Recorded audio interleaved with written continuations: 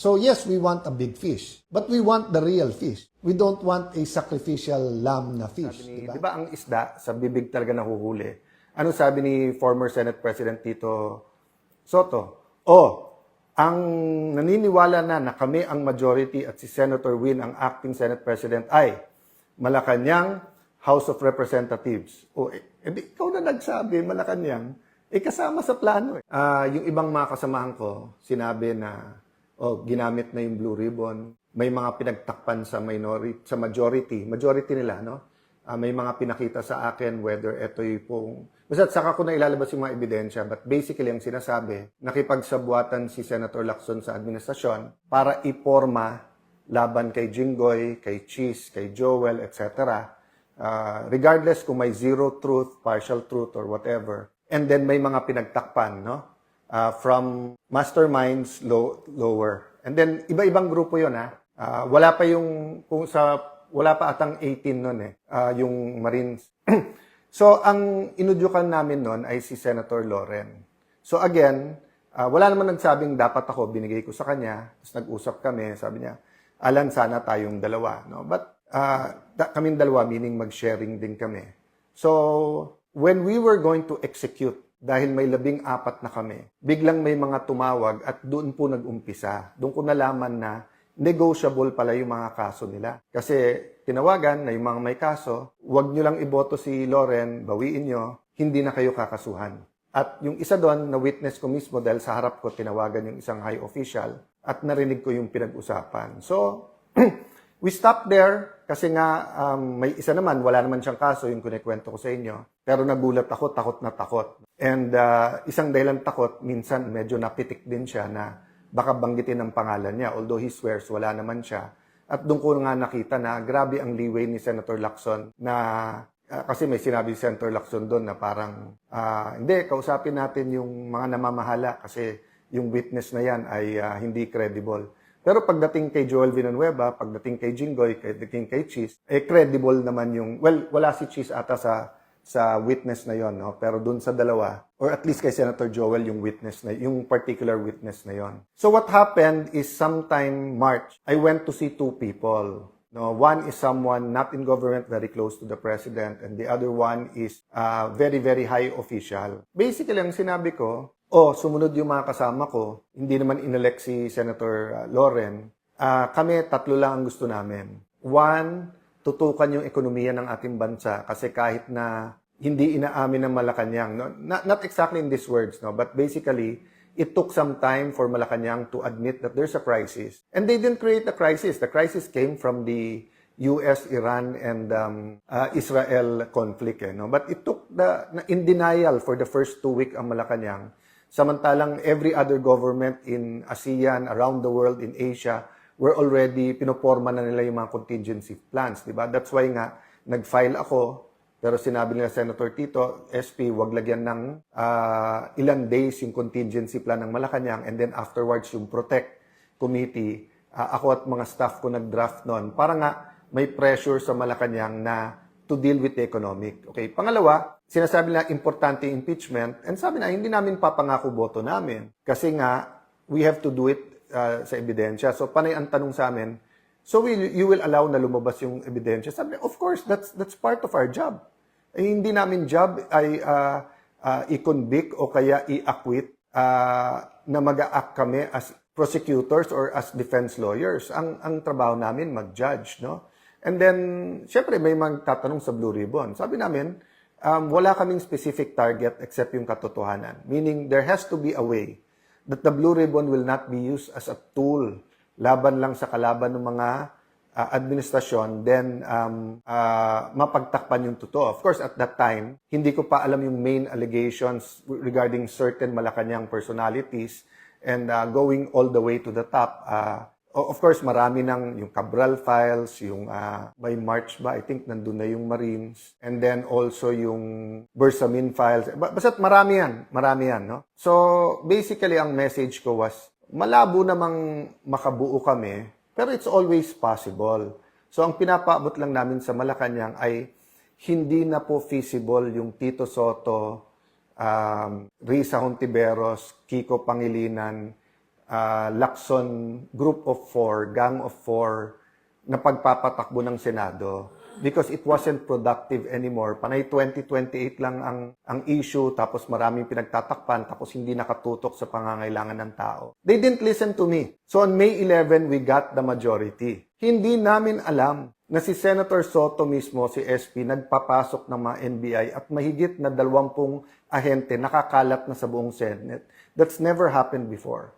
They've always coordinated, stayed in one place, and then talked kung paano. Parang kay Senator Jinggoy, napakaayos. Actually, it would have been better kung pinayagan nila ako i-escort sa labas. But nakita nyo maayos. So yung May 11, in hindsight makikita nyo na po mga kababayan na May 11, set up nila yon. May 13, sila naglagay ng full battle gear na mga NBI at mapapatunayan namin, Senate premises po yon. So ang point ko po, sila yung nanggulo ng nanggulo, yung 11 kakampi ang Malacanang, kakampi po ang NBI, tapos pinapalabas, ako at kami ang magulo. Clear na yon, hindsight even yung walkout, nung sila nag-walkout, 12, wala daw quorum. Nung nagka-12 sila, meron na biglang quorum. Nung sinabi nila, gusto lang nila magtrabaho. Di ba? Nakita nyo naman po, hindi man lang nagbigay ng mga pangalan sila dun sa mga committee. So, paano nila sasabihin gusto nila magtrabaho? Tapos nakita nyo, nung sinabi nila si Senator Wing ay acting Senate President, unang issuance, work from home. Nung pumasok pa rin ang mga taga-Senado, ang sinabi, alas 10, umuwi na kayo. Hindi ba katawa-tawa yon? Di ba yung sasabihin sa'yo, work, let's get back to work. Tapos yung unang i-issue is to work from home, then the next day, umuwi na kayo. 10 o'clock pa lang, pinapauwi na. Alright mga kababayan, so gawa natin ng reaction video and also magbigay din tayo ng personal opinion dito po sa dalawang magkahiwalay na panayam o live stream ni Senator Alan Peter Cayetano, no? Ito nga po yung tungkol sa kanyang mga ebidensya di umano na itong si Senator Ping Lacson po ay nakipagsabwatan daw sa administrasyon at ilalabas na lang sa mga susunod o siguro hindi pa ngayon yung kanyang ebidensyang pinanghahawakan di umano, no? At ito nga po mga kababayan yung issue siguro, no, sa flood control at dito nga po sa mga kaso mga kababayan na kinakaharap ng ilang mga senador natin, no, patungkol nga po dito sa pagkakadawit nila sa flood control scandal o kung ano man yung mga kaso nila. So nagulat ako dito mga kababayan na totoo pala, no, na negotiable pala talaga yung mga kaso nila. So kung hindi ka nga lilipat dun sa kabilang bakod, itutuloy yung kaso mo. So nangyayari na ngayon yan mga kababayan kasi nga yung kay Senator Chis Escudero na isasampa daw sa kanya parang 5 kaso ata yun ay na-dismiss na yung 3. Tapos ewan ko ngayon yung 2 kung na-dismiss na ba o totally na-dismiss na lahat. So kasi siya ay lumipat.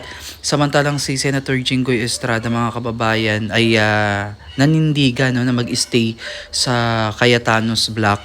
Kaya siya ay dinampot at nakakulong ngayon. So, ang dami mga kababayan nakakagulat, pati yung May 11 mula nung nakuha nila yung majority, hindi natin akalain na may basbas di umano ito ni Tito Soto, dating Senate President, na nagpapasok po ng NBI at ahente. So parang set up ang lumalabas doon, no? Tapos magmula nung binuksan nila mga kababayan yung Blue Ribbon, dito din sinabi ni Senator Alan Peter Cayetano na may mga pinagtakpan na majority doon sa kanilang hanay, no? At tila tumutugma doon sa mga naging statement nito itong 18 ex-Marines, no, na may mga pinangalanan kagaya nga ni Tulfo, ni Lacson, ni Soto. So ito ay still allegation pa rin mga kababayan hanggat hindi inilalabas atong ebidensya na to at nakakapag-desisyon yung korte kung talagang sila nga ba ay nagkasala. Nung May 13, full battle gear, andyan din po yung mga mga nanggulo sa loob ng Senado. Tila itong ang 11 noon na mga senador sa minority ay kakampi yung Malacanang kasi makikita nyo naman mga kababayan na yung Gatchalian Block ay talagang binaback upan talaga ng Malacanang, 'di ba? Kahapon nga sa Independence Day ay talagang parang kinilala or anong tawag din, ni-recognize itong si Gatchalian bilang Senate President. Samantalang dapat ang nandun talaga mga kababayan, it's either si Senator Alan Peter Cayetano dahil siya yung kinikilala, siya yung legitimate na Senate President.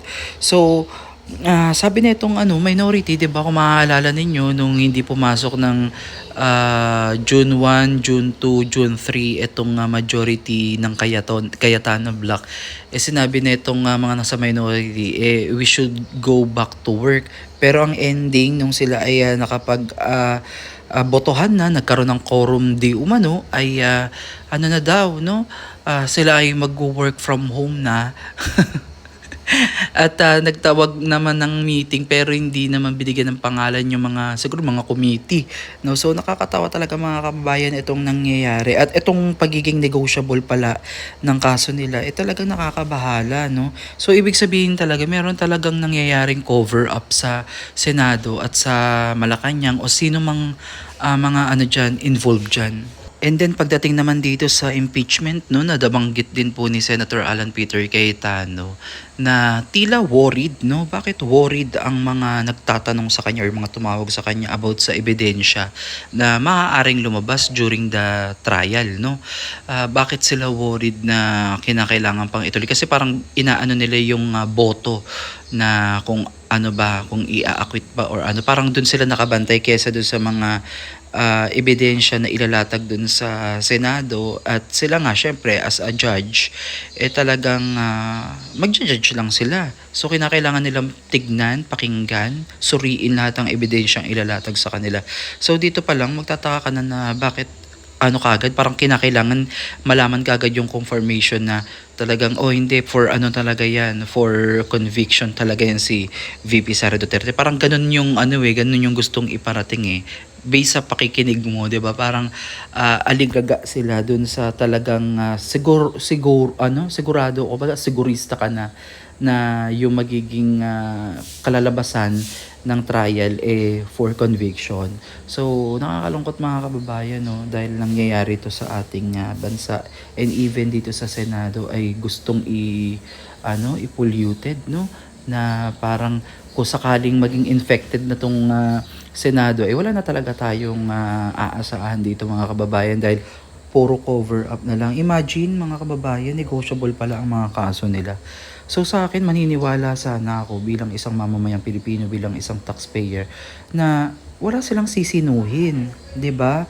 Wala silang sisinuhin dito kesyo kakapartido ka nila o hindi. Basta ikaw ay nagkasala, kung meron talagang pagpapatunay dyan, ikulong. 'Di ba? Hindi yung ikaw ay ipipressure para lumipat dito sa kabilang grupo dahil sa madaling salita, binaback upan nga ng Malacanang at sila ang kinikilala. So yung pressure talaga mga kababayan ay nandiyan.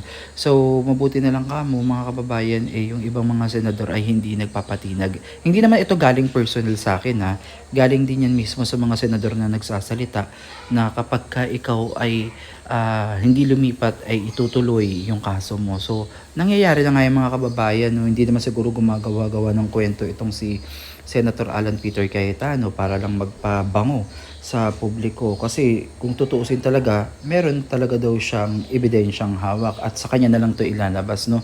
Siguro kapag in time kinakailangan talaga. So iniisip ko tuloy mga kababayan, since negotiable pala yung mga kaso nila at napag-usapan na nila to, siguro no, alam na siguro nila talaga kung sino talaga yung mga mastermind sa likod netong anomalyang paggamit sa flood control. Kaya lang hindi lang siguro sila makapag drop ng name talaga na sigurado sila kasi syempre kailangan pa rin talaga nila ng matibay na ebidensya. Siguro may alam na sila kasi itong mga pinangalanan, 'di ba, na negotiable pala ang mga kaso at itong sinasabi ni Senator Alan Peter Cayetano na nakipagsabwatan di umano itong si Senator Ping Lacson sa administration para iporma itong si Senator Jingo Estrada, si Joel Villanueva, si Chis Escudero, at iba pa, no? So, nakakalungkot mga kababayan na kung sakaling may katotohanan ang lahat ng ito, talagang may cover up talaga na nangyayari at pilit na nililihis yung yung totoong pangyayari. Kasi mapapansin nyo din sa mga salitaan nila Senator Marcoleta na parang wag kayong kukurap, lahat gagawin nila. Wag lang matuloy itong Blue Ribbon Committee kasi nag-umpisa mga kababayan talaga sa pag-uumpisa ng Blue Ribbon Committee, nakuha na nila yung majority na bilang at nasa kanila na yung majority, talagang inumpisahan na nila tapos doon na nagsimula yung mga tawag, no, na may mga ganitong pressure na nga sa kanila kaya lumabas din naman yan sa social media, no, na may mga kesyo lilipat. O yun nga, 'di ba? May isang lumipat nga tapos ngayon na naman may parang sinasabi na may lilipat daw ulit. So again mga kababayan, napakagulo ngayon ng Senado ng ating bansa. At nakakalungkot no na malaman natin na may mga ganito palang talagang nangyayari na negotiable yung mga kaso na kawawa yung Pilipino kapag ganito, no? Parang tayo ginigisa sa sarili nating mantika. So ang tanging solusyon lang diyan mga kababayan is tunay na pagbabago, reforma at tunay na mapanagot yung mga tunay na nagkasala at mapalitan yung pag-iisip ng mga tao na nawalan na ng tiwala, no, sa ating gobyerno. So ang kinakailangan talaga, sabi nga ni Senator Alan Peter Cayetano, ay we need to catch the fish, no? Yung kumbaga, pero yung hindi lang basta-basta fish, big fish talaga. Tapos hindi labas sa isda, kundi yung totoong isda at hindi yung isdang parang sinakripisyo mo lang. So alam mo yun, parang sacrificial fish kumbaga, so, sacrificial lamb kung tawagin. So again mga kababayan, please comment down below kung ano yung opinion nyo tungkol dito sa narinig natin about dito sa daw, no, pakikipagsabuatan di umano ni Senator Ping Lacson sa admin, no? Ayun po yan kay Senator Alan Peter Cayetano. So again, maraming salamat mga kababayan and please comment down below ang inyong mga opinion.